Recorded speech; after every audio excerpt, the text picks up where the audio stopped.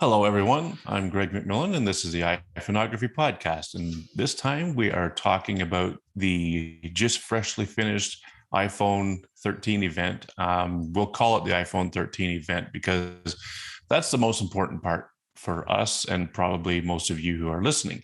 So I am joined by my esteemed co-hosts, plural, Dave Podnar.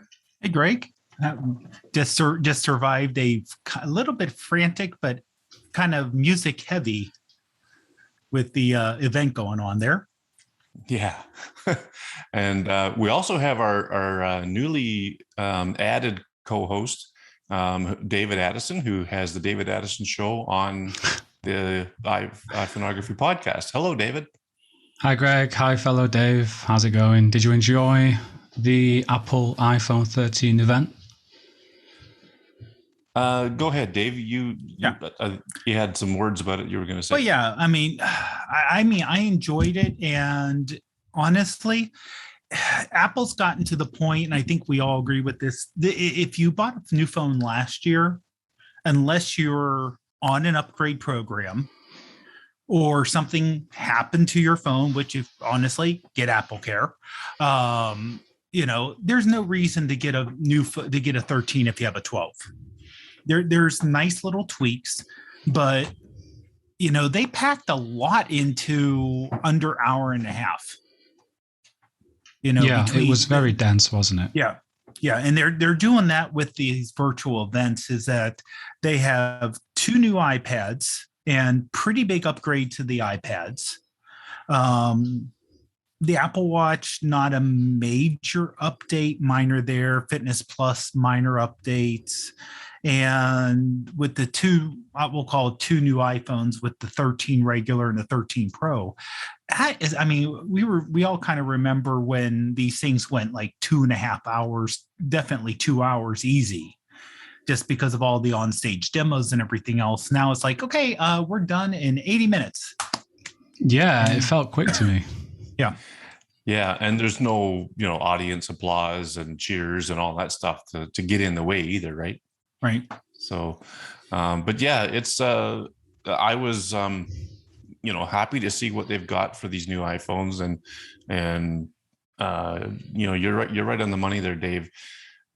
I have the 12 Pro Max and there was nothing really compelling enough for me to want to upgrade. And I mean, the other thing is that, these things are so expensive for us here in Canada, just with the exchange and everything else. So I'm going to stay with my 12 Pro Max. And okay, so we'll get into more of that later as to why I'm staying too. But okay, so let's just kind of go over a few quick things here about these new iPhones. There is a new iPhone 13 and the iPhone 13 mini. And I'm hearing that this could be the last year of the mini, but they never alluded to that at all.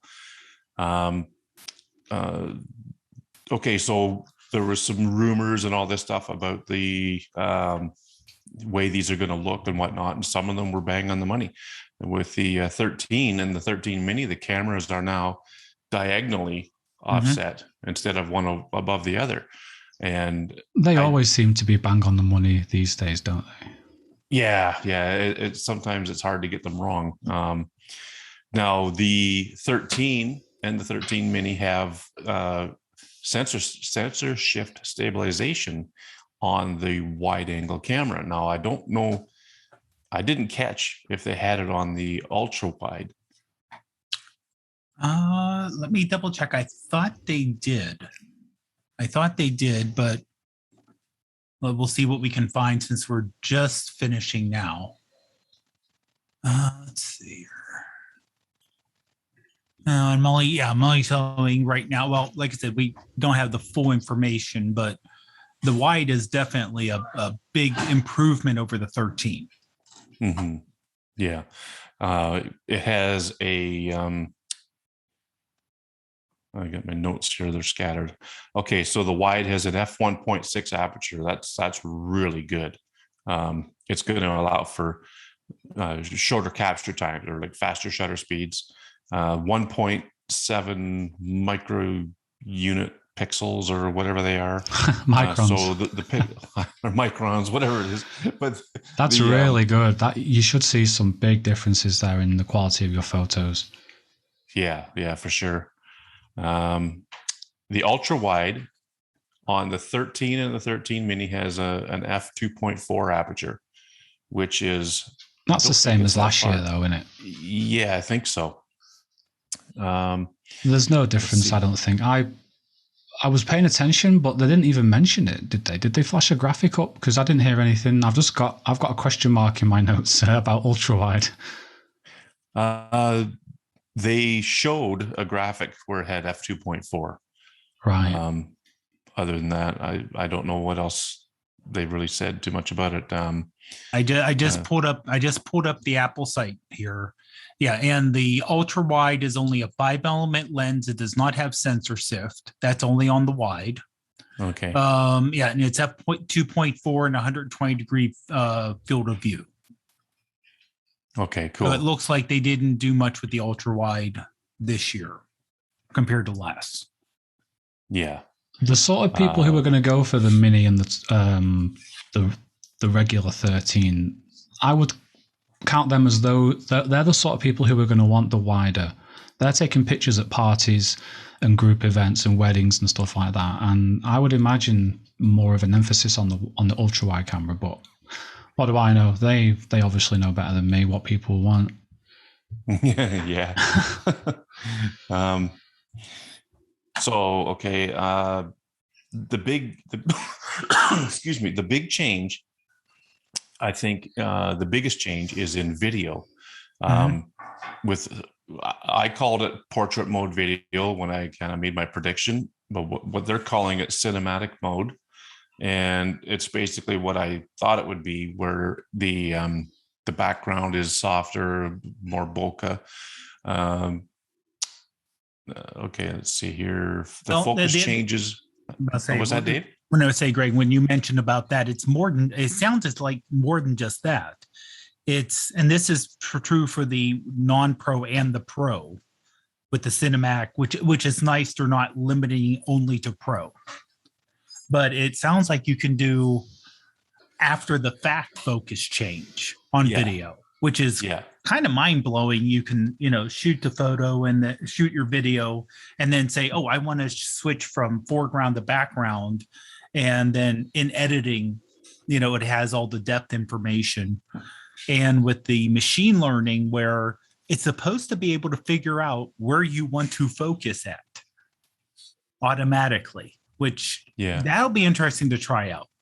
Well, it does the facial recognition, I guess, right? So if you have a person in the foreground and they're looking at the camera, it's going to pick up them. And then if they happen to turn, like they showed in the keynote, if they turn their face or turn their head away from the camera and there's another person in the background, then it's going to automatically pick them up. But you can override that, of course, with by long pressing on the screen or whatever to select the one you want to keep or whatever.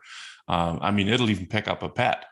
Like if there's a dog and you look away and then there's a dog on the screen, it's going to pick up the dog's face and focus on that. I'm sure there's probably other things that it's going to be capable of doing too, but and it has tracking lock. So if you're moving through the frame and it's got you in focus, it's going to track where you are and all that stuff. So pretty cool stuff. It's not new. Apps have been doing this for a couple of years. There's an app called Focus Live. The Focus app for photos? Focus Live has been doing this for... I haven't made a video on my channel, but I have used it a little bit, and it looks pretty much exactly the same. But of course, Apple will be able to... I'm predicting they're going to be able to do it better, because obviously they can tap into the hardware more. They have more access to, with their own APIs and stuff. But this facial tracking thing, that's not in Focus Live, so that should be pretty cool. But who's going to use this? Are the Filmic Pro crowd going to be going back to the stock camera for this? Will Apple release an API for this so the likes of Filmic Pro can access it? Probably not. So let's see. Yeah. Yeah, I mean, when I first saw this and when I first thought of this whole portrait video thing, I thought of the guys at Focus, and I thought, they're probably thinking, well, Sherlocked again, because they had basically portrait mode before the iPhone had it, right? Yeah. So, I mean, those guys are fantastic at what they do, and I've tried Focus Live. I haven't tried it recently. I'd like to give it another try and just to see how it works. Maybe it's improved, but like you say, I don't think anybody's going to do it as well as Apple does, because Apple, right? So, what did you think of the quality? Were you watching their professional high-end example video where they used it? There was one particular shot. There was a few shots actually, but one stood out to me where the woman is right by the window, and you can see that portrait mode, that fringing, that halo effect, and it didn't, even on their super duper perfect example video that's meant to sell it, it didn't look perfect to me. What did you guys think of the quality of the effect? Dave? Well, to be honest, I was actually viewing it on my phone. Right. So I was viewing it on a 5.8 inch screen. So details like that would get lost on me viewing it versus a much larger screen. But honestly, I can see in terms of who would be interested in this, not necessarily professionals, but I can see people doing things for even something like a community theater or a local community group, where you don't have budget for, bringing in a videographer or doing high-end editing, or someone may not even own a decent video camera. They could use their phone for this. Yeah, I could see Joseph Ferreira getting something like this, Dave, for all the work he does for his church. Like, he does a lot of video work for his church. So he might be seriously looking at this. But I did pick up on that scene, David, where it got a little soft near the back of the person's head, and even in the little vignette where they showed the whodunit scene, when it was shifting from foreground focus to background focus, I seen some changes there. Like, there was one scene where there was a woman standing in the background, and when the focus shifted from her to the guy in the foreground again, you could really see where things, kind of, they didn't go amok or nothing. Like, they didn't go wrong, but you could just tell that it was computational. It was not optical. I want to go back and watch it and see if anyone was wearing glasses, because whenever I'm taking a portrait mode photo, these things have got to come off straight away, because you get that missing bit, and the LiDAR on the 12 Pros have really improved that, but it's not perfect yet. No. So it'll be interesting to see. And when we say not perfect, it's a polite way of saying not good, or not as good as they are touting it to be, which is anything ever, really. Because according to my notes, everything's game changing. Everything's the best, the best ever, the best ever. And there's one feature in particular where I've just put "get in the bin" next to it, which when you get to it, I'll let you know which one it is. Did you notice though that when they kept saying, 30% better than, 30% better than, it wasn't 30% better or faster or whatever than last year's iPhone. It was always better than the competitor. Competition, yeah. They've been doing that for the past couple of years. It's not gone unnoticed, has it? Yeah. Who is this magical competitor? I want to know. Yeah. Just say the name, man. Come on, put your money where your mouth is. Well, not only that, but 30%, when you say 30% better, you need to tell me what you're measuring. Yeah. That's the other thing. You're not really, I need to know what you're measuring is 30% better. Because are you measuring the CPU, the efficiency cores? What are you Well, not only that, but are you using, let's say, Geekbench, or what are you, Yeah, it's what like tool saying, are you using to yeah, it's measure? like someone's 30% faster than their competition. Well, uh, if it's, a car, is it 0 to 60 mile per hour? Or is it 0 to 30? Is it other range? Is it over a particular distance? Of course, Apple does this, and they'll, this is the best selling iPhone ever. This is, but they don't give you numbers anymore. No. Yeah, that's right. So that's something, unfortunately, they do now. But I mean, the fact that, it is, I hate to say it, but at this point, the iPhone is the fastest computational phone out there. No matter what comes out, it's going to be the fastest phone. Just because of how they do their chips, and the fact that their chip people can talk to the software people, can talk to the other hardware people, and get full integration, where Android just can't do that, outside of maybe the Pixel phone, which is the closest thing that actually has full integration. Yeah, that's right. So not much difference really excuse me, between the 12 between the 13 and the 13 mini, other than obviously the size. Yeah. I believe the cameras are the same. Everything's the exact same thing, which is nice. You're not getting penalized if you want the smaller phone. And they start at 128 gigabytes. So they have the 128, 512, and the 256 in between. Yeah. Did you guys, either of you guys, catch the starting price of the mini? I got the 13 at $699 US. Let me bring it up here. I think it was $499. Let's see here. iPhone 13. I've got from $699 here. Okay, view pricing. Yeah, it's from $699 US. Yeah, $699 is the mini. $790. Yeah, $799 is the 6.1 inch screen. Okay, all right, thanks. But you're basically getting the 12 Pro's camera this year in the mini, because it's that 1.6 aperture, 47% more light, and all that sort of stuff. So that's a good upgrade if you're rocking even the 12 mini. That 1.6, and for me, the biggest upgrades are always to the old-fashioned optical systems. It's never the computational stuff for me. This I'm most excited about the new 1.5 wide lens on the Pro series with those 1.9 micron pixels. That, for me, that's the only thing that I really pay attention to. Yeah. Well, and the fact that the like I said, when we get to the Pro, then they have had a good amount of jump on that.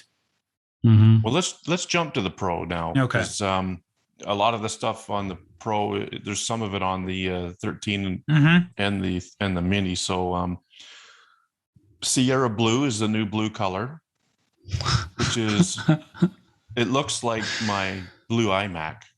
It's not.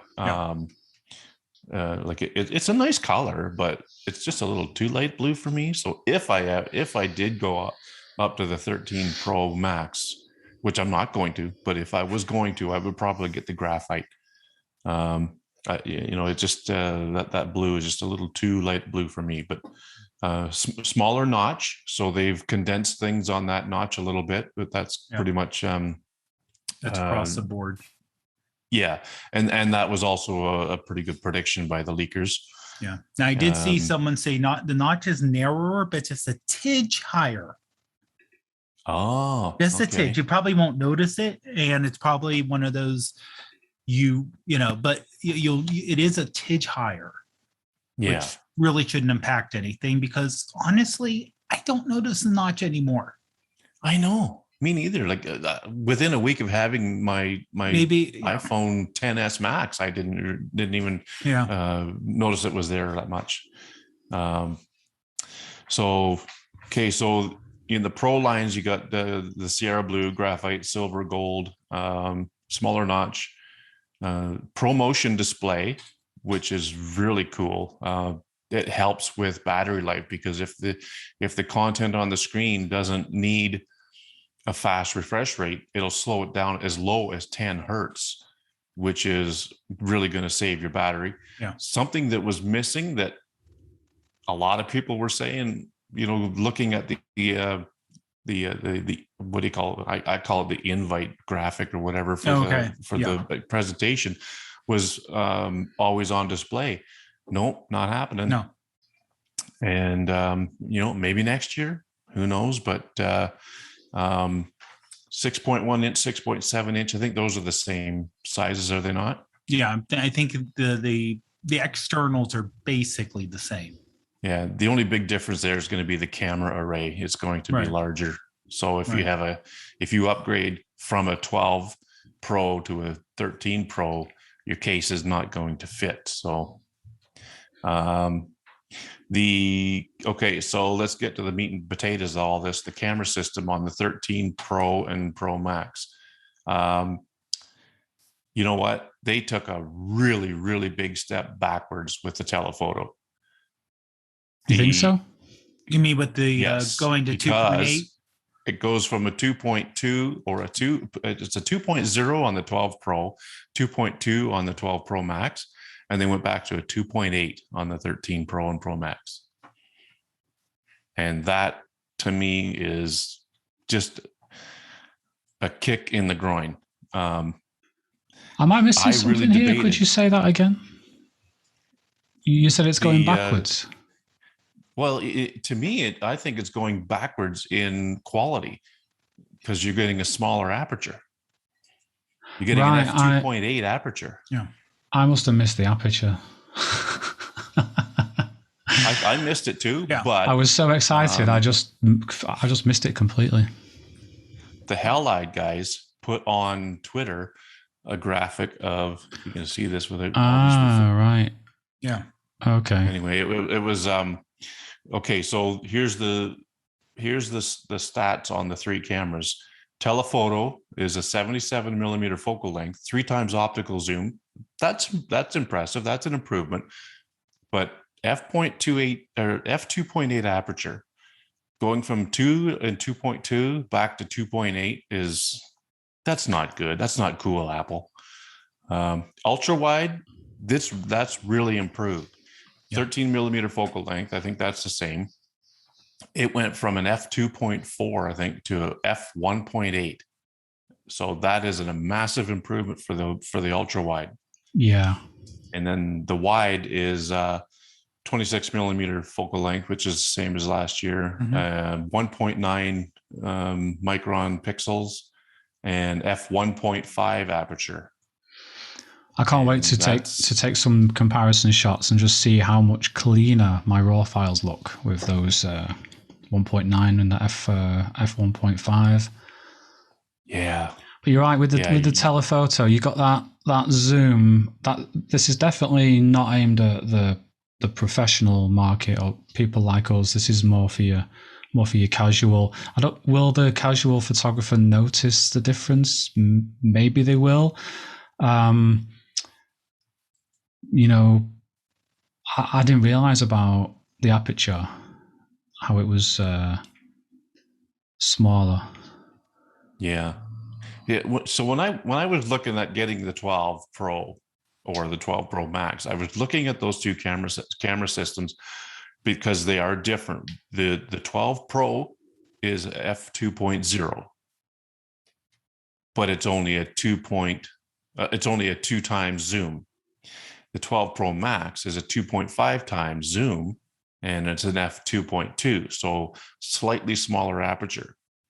And then the selling point for me was the sensor shift on the 12 Pro Max. I think that was on the wide camera. That was the deal maker for me, I think. So, but I don't know. It'll be interesting to see how, with the processing and all that stuff that these things do, how the f2.8 aperture will show.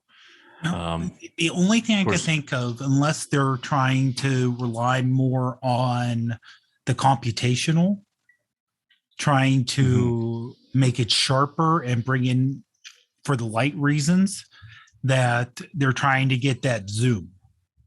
because there's still a matter of sometimes you just can't get closer. I know the best zoom is getting physically closer, but sometimes you can't get closer. So I think that they're seeing Android phones coming out with these massive zoom abilities. Mm-hmm. And if they're stuck in, 2.5, but it also could be supply. Remember, Apple doesn't make the cameras, the physical camera. So it's a matter of they may go to Sony, which I think where they get it from, and say, what do you have for us for Zoom? And they say, well, we don't make a 2.5. We make the 3 with this, or we make the 2 with this. And this is what we have right now. Yeah, and if you want that larger aperture, you're going to have to make that camera module so much wider. That's what I was going to say before. And this is where we start to hit the limitations of physics.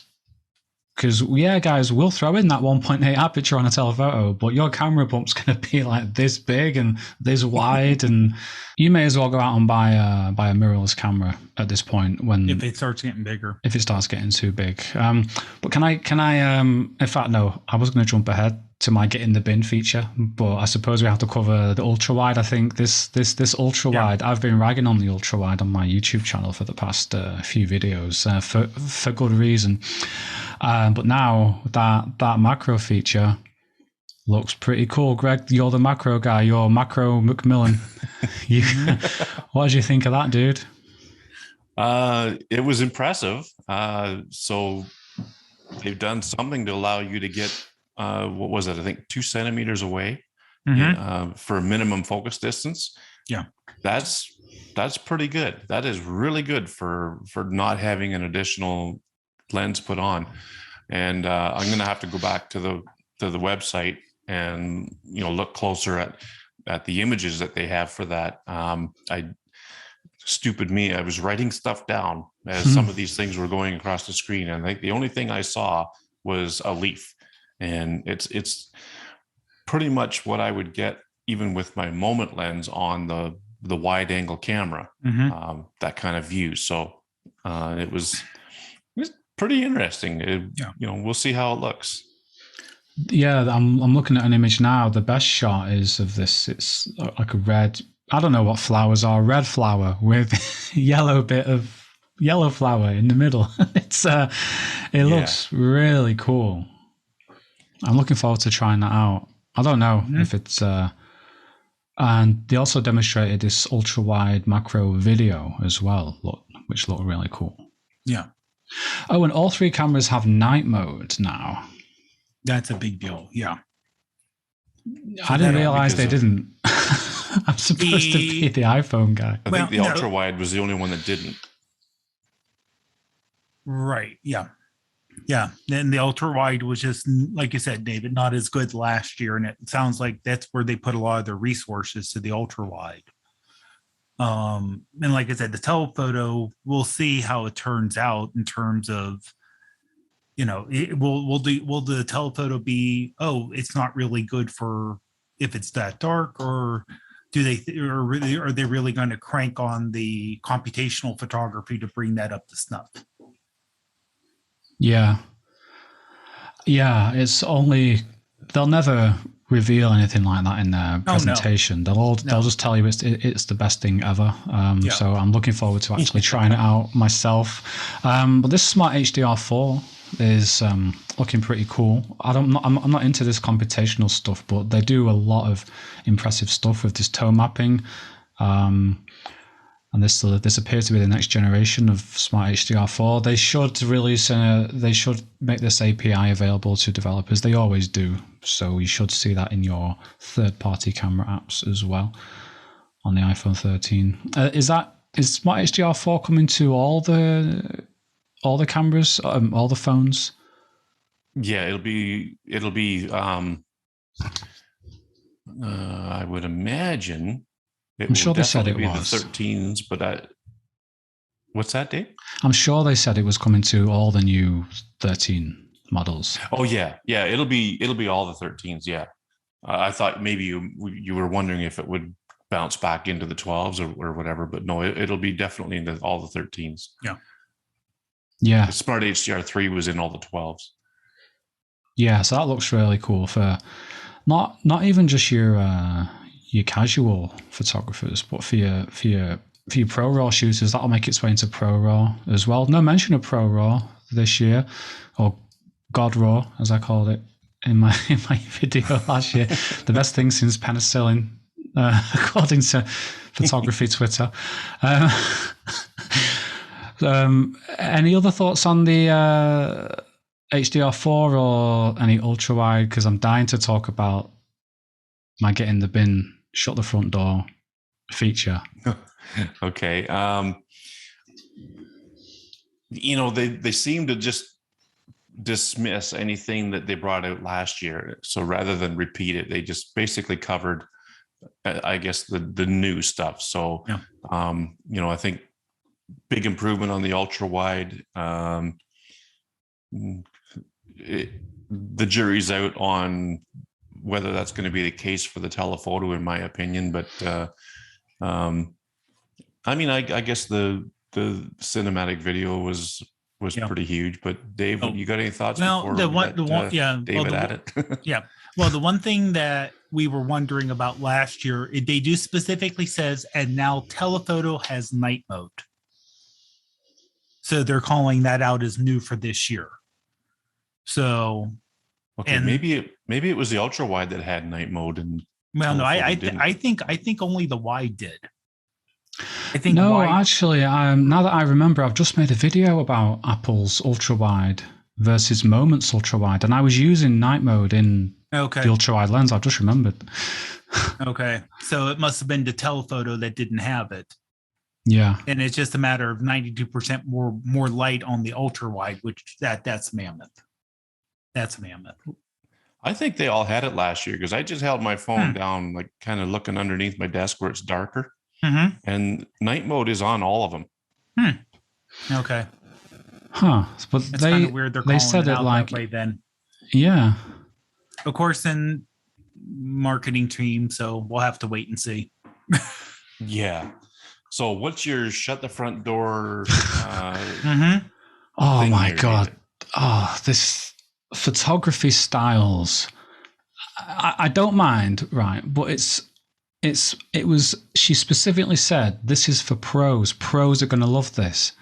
Like, are you that out of touch? Like, where's Phil Schiller, right? Get him back in, because it's clear he's not been in the picture for the last couple of years. He was the photography guy at Apple, and you could tell he loved photography. Ever since he's been an Apple fellow or whatever it is, and he's not been involved as much. I don't know what's been going on. He's looking after the App Store. This is he.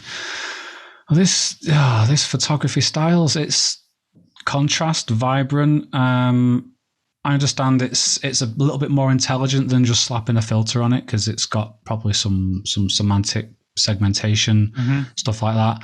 Like for pros, really, pros are going to be wanting to use this? Are you mad? Unless they meant for the pro cameras, like the pro phones. Yeah. I mean, I can see this for the more advanced amateurs, saying, I want a little extra, grading on this, and I want a little this, and I want to set it as a preset.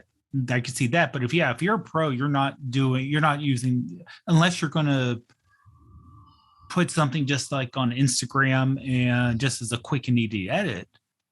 But if you're doing this for pro, you're going to do it in RAW. You're going to download it. You're going to use, you're not going to use this for pros. No, I agree. Yeah. So saying this is for pros. I mean, I like the fact that, it's like, this is the sky. So even though you want to boost it, we're just not going to make it look goofy. Yeah. Boosting it so much. Or, that's someone's face. Like sometimes when I boost things, and I do it with my, my camera's old, and you boost the front camera and all of a sudden your face is red. Yeah.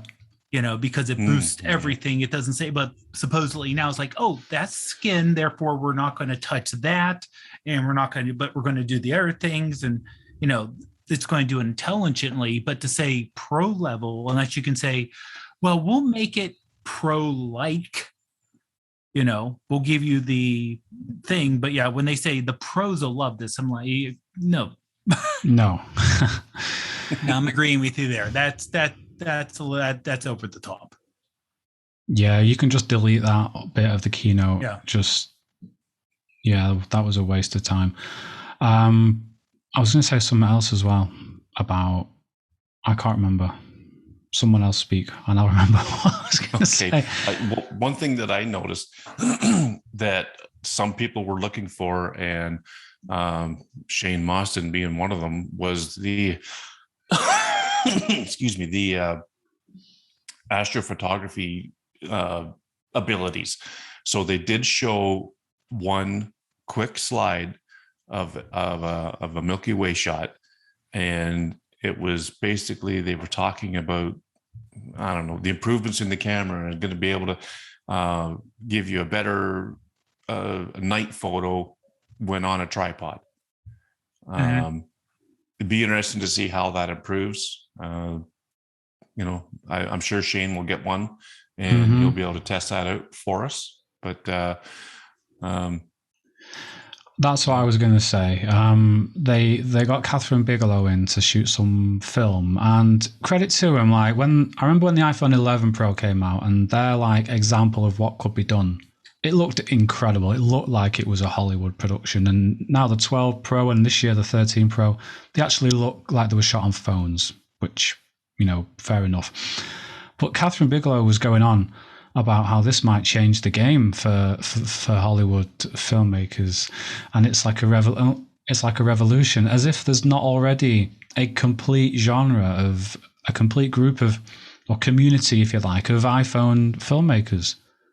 There's loads of them. It's massive, and there's they have their own festivals and awards and everything. And she's acting like it's just, with this year with the 13, it's brand new. Really, yeah. It just makes them seem so out of touch with the pro audience, or the pros who are going to want this phone. Yeah, just little lines like that. I could be reading too much into it, but it's just a little. I'm so detail oriented, and when you just say things like that, I can't let it go. Maybe I should just be like, chill out a bit, Dave. Yeah, it's they're going to try to make it sound, put as much hype into it as they can. So I guess that's how they do it. But ProRes video sounds pretty cool. That's the deep fusion of this year. That's the coming later this year feature. That should be pretty cool. Be keen to see how battery life lasts when you're shooting that. 4K 30 frames per second in ProRes. And you'll need that 1 terabyte storage option for that, I'll tell you now. Yeah, I was just going to say they got the 128, 256, 512, and now 1 terabyte. And I know Jack Hollingsworth has been just crying for that with all the photos he takes with an iPhone. So he'll be happy about that. Price changes? No, not on the Pros this year. They start at $999 US, and for the Pro, and for the Max starts at $1099 US. So, good on Apple to be able to keep the price the same, when going up to another. I don't know if they stayed the same from the 11s to the 12s though, but I want to say there was a bump up. There was a bump up there. Was there? Okay. Yeah, there was a bump up, if I remember correctly. Well, kudos to them for being able to keep it the same anyway. Now, I don't know about however, US, the 1 terabyte is $15.99. Yeah, see, that's what I paid. I think it was $15.99 Canadian for my 256 gigabyte 12 Pro Max last year. And then when you had all the taxes and stuff on it, I mean, I forget what it was. I think all told, I think it was around 1,900 Canadian. Brutal. Wow. So that's why I'm not upgrading this year. That's another reason. Is it's just the pricing is just crazy for us in Canada. Yeah, I'm only getting one because of my YouTube channel. That's the only reason. I don't really have much of an interest in this one, to be honest. Well, when you're done with it, I'll pay for the shipping. We've got a nice little system going now in my house. My wife will get my 12 Pro, which is here, and nice moment case on there, and I'll be getting the 13 Pro, and then it'll just continue like that, which I hate. I hate that. You know, it goes against most of my values and how I like to live. But hey, do it for the content, as the YouTubers say. Yeah. So, any final thoughts, guys, on these phones and the cameras and whatnot? Like I said, except for the telephoto, which I don't want to say negative without seeing it. It's an S year. It's a nice little bump up. I would say if you have a 12, unless you need it, you know, for a job, or if you're just a completist that want all the phones and you have all the money, there's no reason to get it. Yeah. How about you, Mr. David?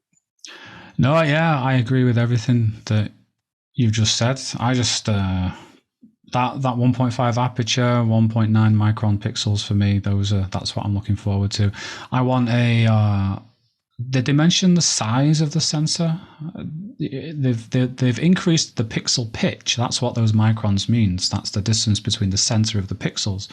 So they may have increased the sensor size if they've been able to do the physical size, I'm sure, will be a little bigger, but the megapixel count will be the same. It'll still be 12 megapixel. Yeah, but that's absolutely fine.